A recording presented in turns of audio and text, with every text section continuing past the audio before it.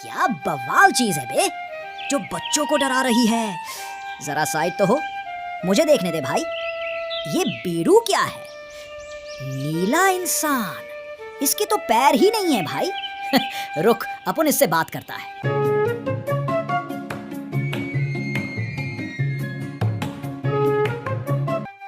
बच्चों को डरा रिया है। अबे तू कौन है बे, जो मेरे इलाके में आकर जानवरों को डरा रहा है? जानता है मैं कौन हूँ? काका, चूहा काका नाम है मेरा। मेरे इस अक्खा इलाके में कोई आने की हिम्मत नहीं करता।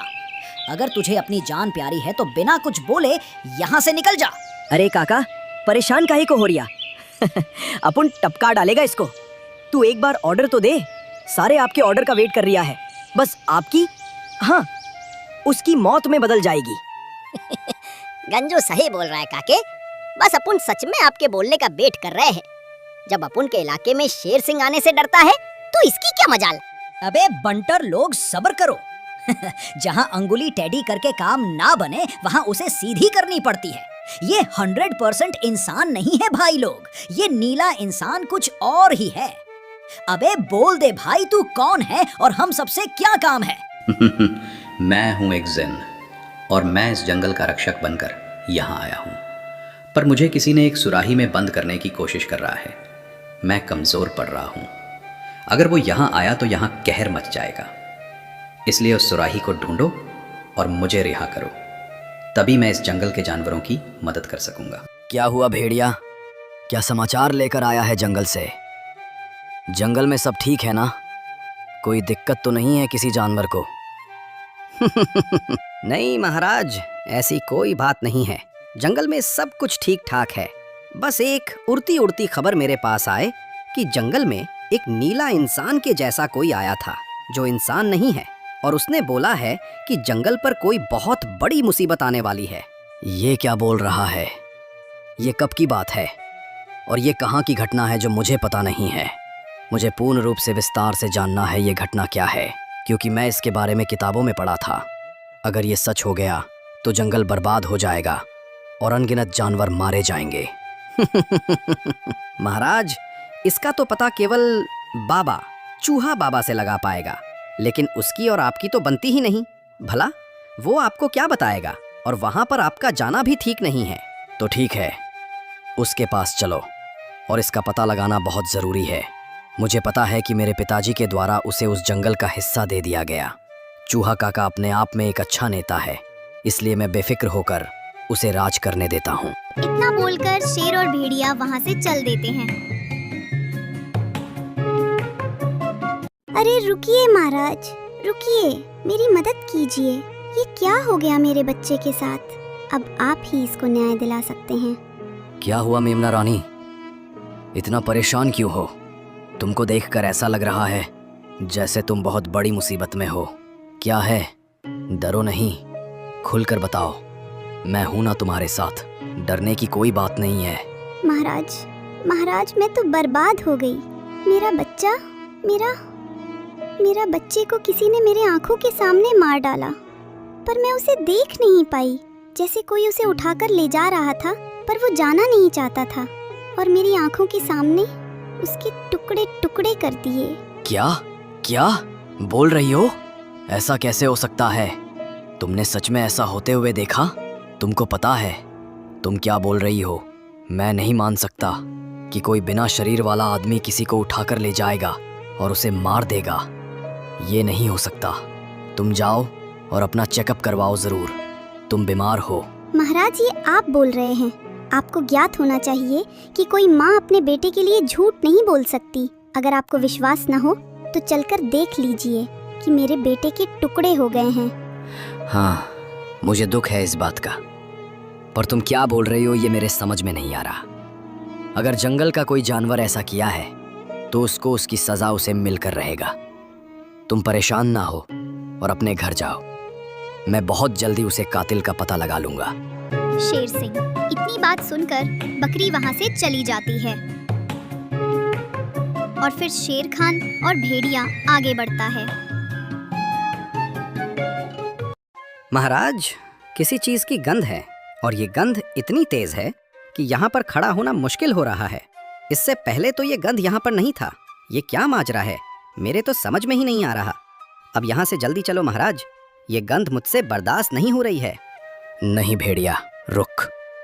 जरूर यहाँ पर कुछ ऐसा हो रहा है जो नहीं होना चाहिए।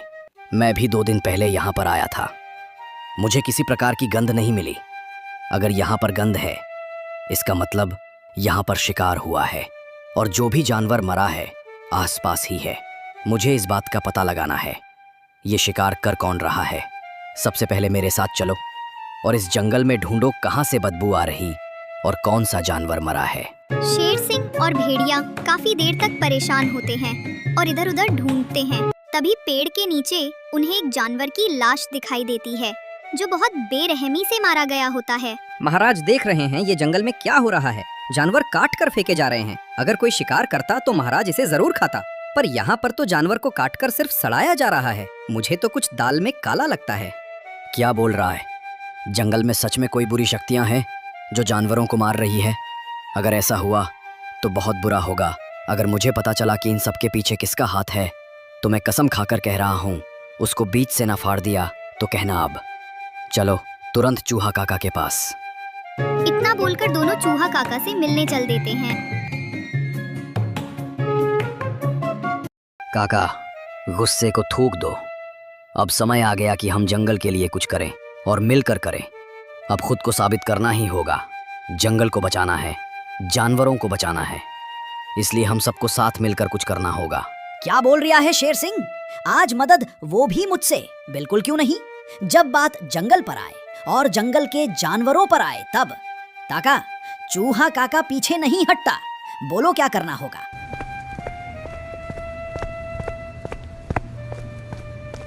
अरे जो करना बाद में करना, पहले गधे को ढूंढो। साला पता नहीं कहाँ चला गया, अभी तक दिख नहीं रहा सुबह से।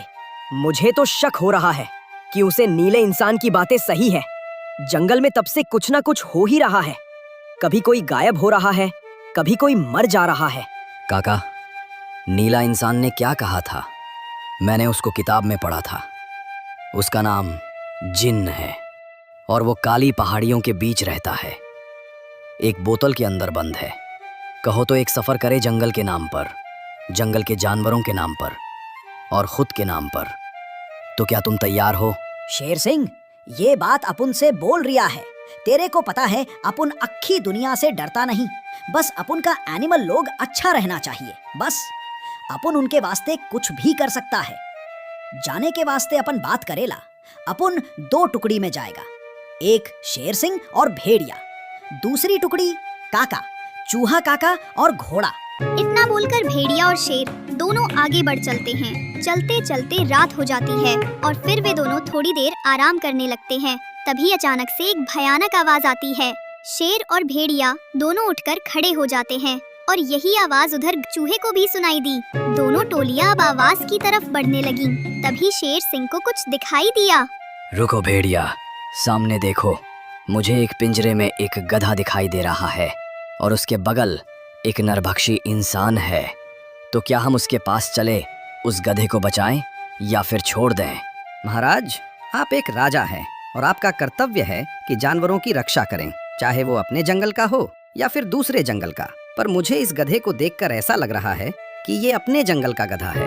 इधर शेर सिंह और भेड़िया उस गधे को बचाने के लिए चले जाते हैं और उधर घोड़ा और चूहा उस जादुई सुराही को पा जाते हैं। और फिर जिन बाहर आता है। चूहा काका जिन को सारी बात बताता है। फिर जिन दोनों को लेकर शेर सिंह के पास जाने लगता है और इधर शेर सिंह भेड़िया के जाल में फंस जाता है और वो आदमखोर राक्षस शेर सिंह को भी कैद कर लेता। भेड़िया, ये तूने मेरे साथ अच्छा नहीं किया।